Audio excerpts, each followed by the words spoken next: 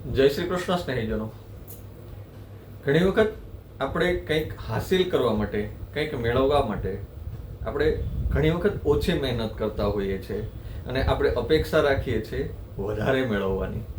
એના વિશે એક ખૂબ નાની વાર્તા સાથે હું વાત સમજાવવાનો પ્રયાસ કરું. એક વખત એક વરસાદના દિવસે એક 4-5 મિત્રો છે, એ 5 મિત્રોની ટીમ છે એ ફરવા માટે જાય છે એક જગ્યાએ, અને એક છાપરું હોય છે એને નીચે બેસે છે અને પોતે ભોજન લેતા હોય છે. એમાંનો એક વ્યક્તિ છે જે ટીમનો લીડર હોય એવો દેખાય છે. એ વ્યક્તિ વિચારે છે કે આ વરસાદના દિવસે હું મારા મિત્રોને કંઈક સારી શીખ આપું. એટલે પેલા મિત્રો છે એ જ્યારે ભોજન લઈ અને ફ્રી થાય છે એટલે પેલો તેનો ટીમ લીડર મિત્ર છે એ કહે છે કે જાઓ તમે બધા હાથ ધોઈ અને ફ્રેશ થઈને આવો, આપણે એક રમત રમીએ. એટલે પેલા 4 મિત્રો છે એ હાથ ધોવા જાય છે અને ફ્રેશ થવા જાય છે. એટલી વારમાં પેલો મિત્ર છે એ ટેબલ ઉપર 4 વસ્તુ છે એ મૂકી દે છે. એક ડોલ, એક પાણીનો ગ્લાસ, એક નાહવા માટેનો જગ અને એક ચમચી. આ 4 વસ્તુ મૂકી અને ટેબલ છે એ સજાવી રાખે છે. પેલા 4 મિત્રો છે એ ફરી પાછા આવે છે એટલે પેલા મિત્રને પૂછે છે કે હવે આપણે શું કરવાનું છે. ત્યારે પેલો મિત્ર કહે છે કે એક કામ કરો, આમાંથી તમને જે મનગમતી વસ્તુ હોય એ ઉઠાવી અને તમે વરસાદમાં જાઓ અને પાણી ભરીને લાવો.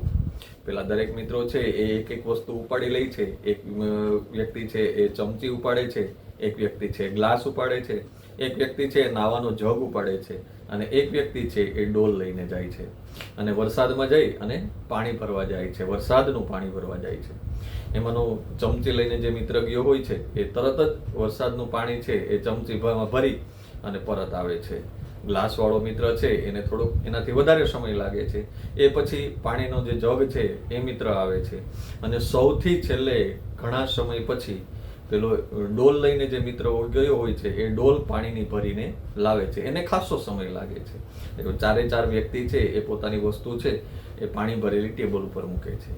હવે પેલો મિત્ર છે એ સમજાવે છે કે ચમચી ભરવા માટે થઈને કેટલો સમય લાગ્યો, તો કે બહુ ટૂંકો સમય. તો ટૂંકા સમયમાં વરસાદમાં રહ્યો અને ચમચી ભરીને લાવ્યો.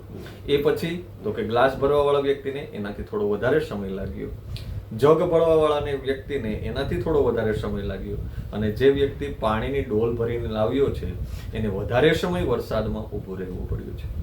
જીવનની શીખ મિત્રો, જીવનમાં કંઈક તમારે મોટું હાસિલ કરવું હશે, જીવનમાં કંઈક તમારે મોટું મેળવવું હશે, કે તમારા સપના જો મોટા હશે અને પૂરા કરવા હશે તો વરસાદમાં પલળવું પડશે મિત્ર. મતલબ કે તમારે આ સમયમાં, આ દુનિયામાં સતત સંઘર્ષ કરી અને સતત મહેનત કરીને કંઈક હાસિલ કરવું પડશે. તમે ઓછી મહેનતથી કે ઓછો સમય કોઈ પણ કાર્ય માટે થઈને સતત મહેનત કર્યા વગર તમે એમ વિચારો છો કે તમને કંઈક મોટું હાસિલ થઈ જશે, તો એ શક્ય નથી. તમારે કંઈક વધારે મેળવવા માટે થઈને સતત મહેનત કરવી પડશે, સતત મહેનત રૂપી વરસાદમાં પલળવું પડશે. તો તમારા જે સપનારૂપી ડોલ મોટી છે એ ભરાશે અને મોટી ડોલ ભરવા માટે થઈને સતત પ્રયત્નશીલ રહેવું પડશે. જય શ્રી કૃષ્ણ સ્નેહીજનો.